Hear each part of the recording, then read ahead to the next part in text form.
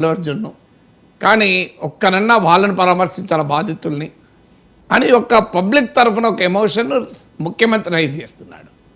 లేదు నేను అలాంటి వాన్న, నాకు కూడా ఆ వయసు బిడ్డ ఉన్నారు కదా, నేను మా అల్లు అరవింద్ కూడా అదే చెప్పాడు, మా కుటుంబం తెలియదా 3వ జనరేషను, మేము అలా ఎందుకు ప్రవర్తిస్తాం, అంత అమానుషంగా ఎందుకు, నా క్యారెక్టర్ అసాసినేషన్, నాకు పోలీసులు ఎవరు ఏమీ చెప్పలేదు, నాకు నెక్స్ట్ డే మార్నింగ్ వరకు ఏమీ తెలియదు అని అంటున్నారు. ఇంకా నెక్స్ట్ డే మార్నింగ్ వరకు ఏమీ తెలియదు అన్నది కొద్దిగా నమ్మటానికి ఇబ్బందిగా ఉంది. ఎందుకంటే ఆ సినిమా థియేటర్లో ఉండగా తెలియదు అని అల్లు అర్జున్ అంటే that is one version.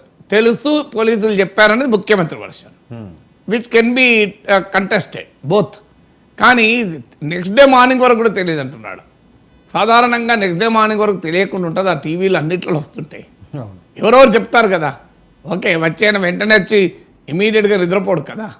So తాను బయటకు వచ్చాక జరిగిన పరిణామాలు వార్తలు అందరూ చూస్తారు కదా, తెలియకుండా ఎలా ఉంటుంది అది.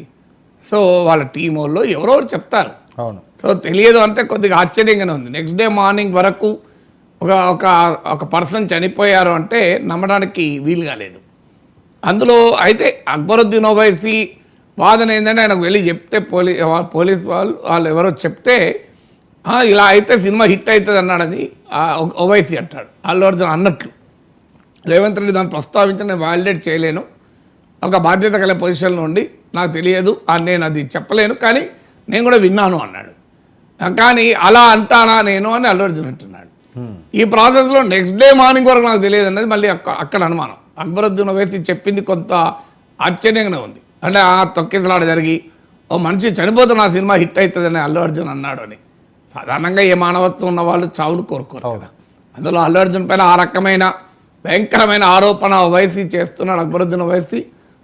బట్ ఆయనకు కూడా ఎవడు ప్రూఫ్ లేదు కనుక మనం ఏమీ దానికి సమాధానం చెప్పలేము. కానీ అంత అమానుషంగా మనిషి ఉంటాడా అని ఒక క్వశ్చన్ అయితే వస్తుంది. కానీ నెక్స్ట్ డే మార్నింగ్ వరకు నాకు తెలియదు అంటున్నాడు. That is something to seriously surprise. ఎందుకంటే సినిమాల్లో ఎవరు నాకు చెప్పలేదు అంటే ఓకే, అది చెప్పారని ముఖ్యమంత్రి అంటున్నాడు, చెప్పలేదని అల్లు అర్జున్ అంటున్నాడు. తర్వాత కారులో వెళ్ళేటప్పుడు ఎక్కడో ఒక చోట ఇంటికి వెళ్ళాక రాత్రైనా తెలుస్తుంది కదా, టీవీ పెడితే తెలుస్తుంది కదా ఏం జరిగింది అని. ఎందుకంటే అది పెద్ద వైరల్ అసలు వైరల్ అయ్యి మొత్తం ప్రపంచమంతా, మీరు ప్రపంచమంతా స్టాంపీడ్లో చనిపోయారని వార్తలు వస్తుంటే అల్లు అర్జున్కు నెక్స్ట్ డే మార్నింగ్ వరకు తెలియదు అంటే కొంత నమ్మడానికి వీలుగా లేదు. మరి ఎవరు ఎందుకు చెప్పలేదు, మరి ఆయన టీం వాళ్ళు ఎక్కడ పోయారు, పెద్ద టీం ఉంటుంది కదా.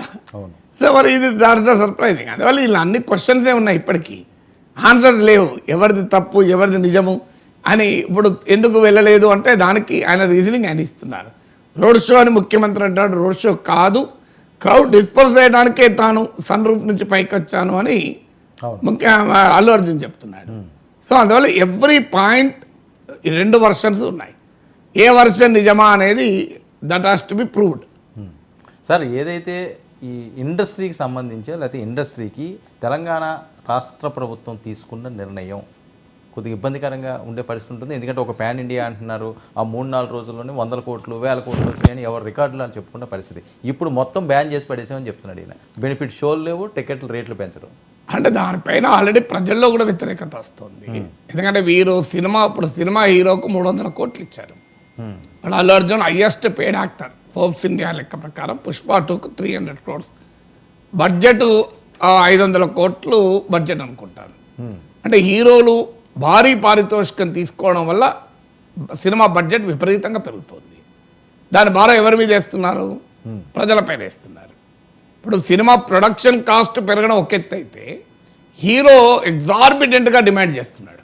ఇప్పుడు 300 మన ఫోర్బ్స్ ఇండియా కథనం ప్రకారం ఎవరైతే దాన్ని కౌంటర్ చేయలే, హైయెస్ట్ పేడ్ 10 మంది, సల్మాన్ ఖాన్, షారూక్ ఖాన్, దళపతి విజయ్, రజనీకాంత్, కమల్ హాసన్, అక్షయ్ కుమార్, ఇలా అందరికన్నా అమీర్ ఖాన్, వీళ్ళందరికన్నా ప్రభాస్, అందరికన్నా హైయెస్ట్ పేడ్ యాక్టర్ ఎవరు అంటే అల్లు అర్జున్. 300 కోట్లు సినిమాకు తీసుకున్న తర్వాత హీరో, ఆ భారం ఎవరిపైన పడుతుంది? ప్రొడక్షన్ కాస్ట్ అంటే పోనీయండి, దానికి కొంత ఎంప్లాయ్మెంట్ క్రియేట్ అవడం, ప్రొడక్షన్ కాస్ట్లో ఆస్థెటిక్స్ చాలా ఉన్నది. హీరో తీసుకోవడా అని అంటే హీరో అంటాడు నా టాలెంట్ బట్టే కదా సినిమా నడిచేది, హీరో వల్లే నడుస్తున్నప్పుడు నేను నా డిమాండ్ అండ్ సప్లై అని అనొచ్చు. కానీ దానివల్ల ఎవరి మీద భారం పడుతోంది? ప్రజలపైన భారం పడుతుంది అని ప్రజలు మరి కోరుకొని టికెట్లు తీసుకున్న వారం రోజుల తర్వాత చూడొచ్చు కదా అని సినిమాలు అంటారు. మీకేం తొందర వచ్చిందా? 15 రోజుల తర్వాత చూడండి. 1 వీక్ వరకే కదా రేట్లు. మార్కెట్లో ప్రతి ప్రోడక్ట్కు ప్రొడ్యూసరే డిసైడ్ చేస్తాడు ఎంత రేటు. ఇప్పుడు దీనిపైన ఎవరు డిసైడ్ చేశారు ఈ ఐఫోన్ రేట్ ఎంత ఉండాలని? యాపిల్లో డిసైడ్ చేస్తున్నాడు తప్ప ప్రభుత్వం డిసైడ్ చేయలే కదా. కేంద్ర ప్రభుత్వమో రాష్ట్ర ప్రభుత్వమో యాపిల్ ఐఫోన్ ఇంత రేటు ఉండాలని ఎవరైనా డిసైడ్ చేశారా? చేయలే కదా. యాపిల్ ఐఫోన్ ఇంత రేటు ఉన్నది అంటే వాడకు. దేశాల్లో ఫోన్లు లేవా? బోలెడు ఫోన్లు ఉన్నాయి కదా, ఐఫోనే వాడాలని రూల్ ఏం లేదు కదా. ఇప్పుడు కొత్త ఫోన్ అయితే లేటెస్ట్ వర్షన్ 1,00,000 పైన 1,20,000 1,30,000 ఉంది. నేను పాత వర్షను మా కుటుంబ సభ్యులు వాడిన తర్వాత దానిగా వాళ్ళు వాడమనుకున్నప్పుడు నేను వాడుతుంటాను. కొత్తది ఎందుకు అంత కాస్ట్ పెట్టాలి అని. సో వాళ్ళు వాడి వాళ్ళు ఒక దశకు వచ్చి ఇక మేము వాడము అన్నాక నేను తీసుకుంటాను. సో ఎందుకంటే నాకు ఇష్టం లేదు అంత పెట్టుడు. కొత్తది ప్రో వర్షన్, ఆ వర్షన్ 18 ఏ వర్షన్ అయితే నాకేంది, నాకు అంత సమయం లేదు అని. అంటే ఇట్ ఈస్ ఎ చాయిస్. ఒక ప్రైజ్ మ్యానుఫ్యాక్చర్ డిసైడ్ చేస్తాడు, కస్టమర్ డిసైడ్ చేసుకుంటాడు కొనాలి వద్దాని.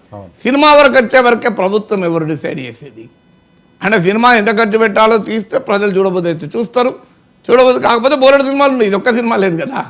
ఇప్పుడు పుష్ప 2 1,300 పెట్టినారు. పుష్ప 2 చూడకు, ఇంకో సినిమా చూడు, పక్కన ఇంకోటి ఉంది కదా అని. ఇది అంటే రెండు వైపులా పదనైన కత్తి. మరి ప్రభుత్వమే అనుమతిస్తుంది టికెట్లు పెంచుకోమని. ఎందుకు అనుమతిస్తుంది? మరి మార్కెట్కి వదిలేయచ్చు కదా. ఇలాంటి క్వశ్చన్స్ అన్నీ ఉన్నాయి. ప్రజల వినోదాన్ని సొమ్ము చేసుకుంటున్నారు కదా. అంటే ప్రజలకు రైట్ టు ఎంటర్టైన్మెంట్ ఉన్నది. అంటే వాళ్ళు అంటారు మరి మేము ఇంత ఖర్చు పెట్టాం, 500 కోట్లు పెట్టి సినిమా తీస్తాం, 1000 కోట్లు పెట్టి సినిమా తీస్తాం. మీరు సక్సెస్ అయిన సినిమాని చూస్తారు, ఫెయిల్ అయిన సినిమా సంగతి ఏంటి? మరి ఫెయిల్ అయితే మా 500 కోట్లు మునుగుతాం కదా. అప్పుడు ఏ ప్రభుత్వం మమ్మల్ని ఆదుకుంటుంది? ఏ ప్రేక్షకులు ఆదుకుంటారో వాళ్ళు అంటారు. దీనికి ఆన్సర్ లేదు. సో అందువల్ల అయితే ప్రజల్లో కూడా ఇప్పుడు ఇక్కడ ఇంత పొలిటికల్ కంటెస్టేషన్ రావటానికి సమాజంలో వన్ సైడ్ ఒపీనియన్ లేదు. సినిమా టికెట్ల మీద వన్ సైడ్ ఒపీనియన్ లేదు, సినిమా ఇండస్ట్రీ పైన కూడా వన్ సైడ్ ఒపీనియన్ లేదు. ఇప్పుడు ఇది పుష్ప సినిమా, ఇప్పుడు అందుకే ముఖ్యమంత్రి అంటున్నాడు కదా, వాళ్ళు వ్యాపారం చేసుకుంటారు, సంపాదించుకుంటున్నారు అని. సినిమా సెలబ్రిటీలపై కూడా ఒకవైపేమో అభిమానం ఉంటుంది, మరోవైపేమో ప్రశ్న కూడా ఉంది, ఎందుకు ఇలా అని. సో ఇప్పుడు అలాగే ఈ ఎపిసోడ్ పైన కూడా భిన్న అభిప్రాయాలు ఉన్నాయి. మీరు ఒపీనియన్ పోల్ పెట్టండి, ఇందులో ప్రభుత్వం తప్ప అల్లు అర్జున్ తప్ప అని పెట్టండి, ఈక్వల్గా ఉంటుంది. ఇంకా ఈక్వల్ అంటే ఎగ్జాక్ట్ ఈక్వల్ కాదు, బట్ 2 వర్షాలు బలంగా ఉంటాయి. ఇప్పుడు 2 వర్షాలు బలంగా ఉన్నాయి కనుకనే గవర్నమెంట్ టేకెన్. వన్ సైడ్ ఉండి అల్లు అర్జున్ అన్యాయంగా చేస్తున్నారంటే ప్రభుత్వం కూడా ప్రభుత్వం అంటే పొలిటికల్ రాజకీయం కదా, ప్రజల వ్యతిరేకత ప్రభుత్వం ఎందుకు ఉంటుంది. సో దీంట్లో పొలిటికల్ కంటెస్టేషన్ ఉంది, మెగా బ్రదర్స్ వర్సెస్ అల్లు, ఇదంతా దానికి బ్యాక్డ్రాప్ నడిచింది. సో అనేక ఫ్యాక్టర్స్ ఉన్నాయి. అందువల్ల ఇందులో ఈ ఫ్యాక్టర్స్లో అయితే ఎక్కడ సమస్య వచ్చింది ఎవరికి అర్థం కాదు. ఎందుకంటే అల్లు అర్జున్ సినిమాకు ప్రభుత్వం రేట్లు పెంచుకొని అవకాశం ఇచ్చింది, బెనిఫిట్ షోలు ఇచ్చింది, అన్నీ ఇచ్చింది కదా, ఎక్కడ అభ్యంతరం చెప్పలే. స్వయానా మా ఫాదర్ ఇన్లా అల్లు అర్జున్ మామ కాంగ్రెస్ నాయకుడు, మల్కాజ్గిరి నుంచి క్యాండిడేట్ కావాల్సిన వాడు. ఆత్మక్ ఇంటర్వ్యూలో రేవంత్ రెడ్డి చెప్పాడు మాకు బంధువు కూడా అని చెప్పాడు. అల్లు అర్జున్ అత్తగారు వాళ్ళు మాకు బంధువు అని కూడా చెప్పాడు. సో ఇవన్నీ జరుగుతున్న సమయంలో మరి ప్రజల్లో వచ్చే ప్రశ్నలకు ప్రభుత్వం తీసుకుందా? నోబడీ నోస్ వాట్ మీరు